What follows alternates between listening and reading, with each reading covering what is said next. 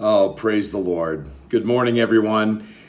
Hey, I just wanted to share a quick word with you. I felt it was really significant of something that my interpreter actually happened to her when we were ministering in a town called Junqueiro, which was a couple hours from Maceió.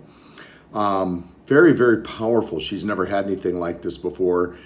But it's really at the end that I really want you to hear what was revealed. So I'm just going to read the word as she had sent it to Reuben, and she translated it into English for me.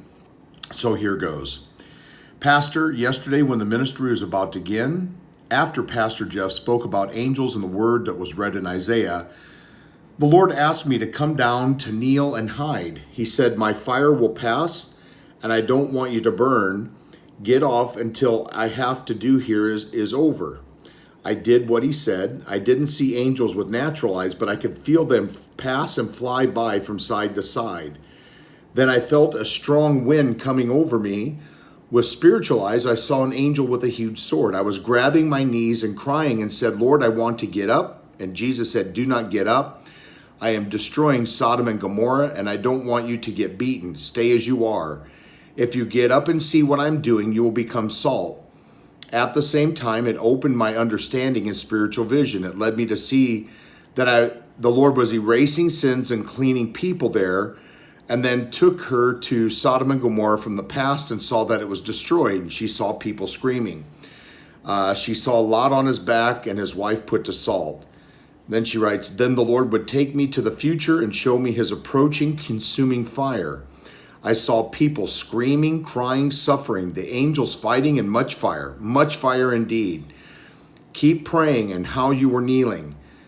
Then I saw the feet of Jesus with leather sandals. The Lord was right in front of me, and I in the Spirit said, 'Lord, Lord, I love you. I want my tears for you to wipe your feet like Mary.'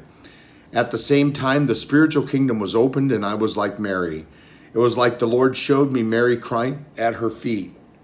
I saw a woman that wasn't me today, but it was me. I don't know how to explain. Then a bright light would appear, and the Lord would bow down, ask me to reach out, smile, and gave me 2 white roses. I could feel his heart moving with joy for me. Then he started talking about my great-great-grandfather and a demon who accompanied that man. The Lord said that he was destroying them, and that what was a generational curse, and there I was destroying them, and it would no longer reach me, meaning that the Lord was destroying them. He said, I obeyed him in everything he asked me to do, and because of my obedience, that was the end of everything that still held the spiritual current that bound me. I saw an angel approaching and breaking my sword and the chains from my heel, and the Lord said, "Get up and jump, start jumping." He gave the order, and I jumped, then said, "Take off your shoes, take them off. Take off your collar, throw it away. This is the sign that the yoke that was on your neck I am breaking. You don't need to carry it anymore.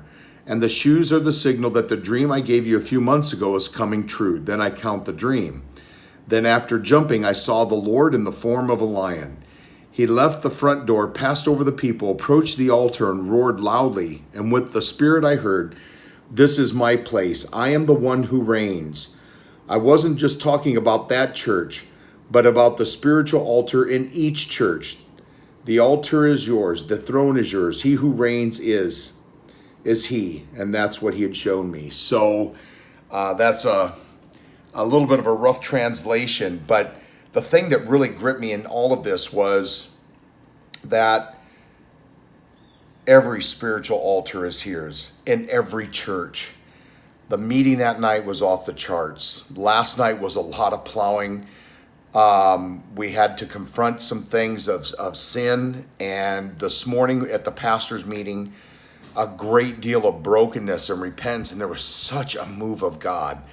So we're praying that it will be the same for tonight. But anyway, I know that the translation on that gets a little lost, but it was an incredibly powerful moment. And they are still talking about that night amongst Reuben and the others. He is testifying of the things that he has seen and that is going on. And for this girl, you have to understand, she's a Baptist girl. And so this isn't a normal thing for her. although she loves the Lord very deeply, God has been rocking her world. So I again, thank you for praying. It is so, so critical, and you share a part in that because of your prayers and your support. So anyway, church, I love you. We'll see what God's going to do and what he has for us. But I really believe that we're on the verge of some really, really big stuff. So I'm going to try to take a short siesta. The nights have been very short and the days very long and ringing out, but very much worth it.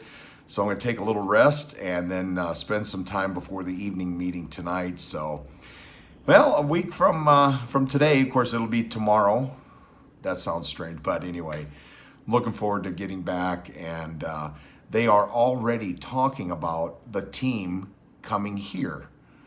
So we'll see what God's going to do. Put on your seatbelt, church. I think it's going to be a pretty wild ride coming up here. So love you. God bless you, and I'll see you in a week.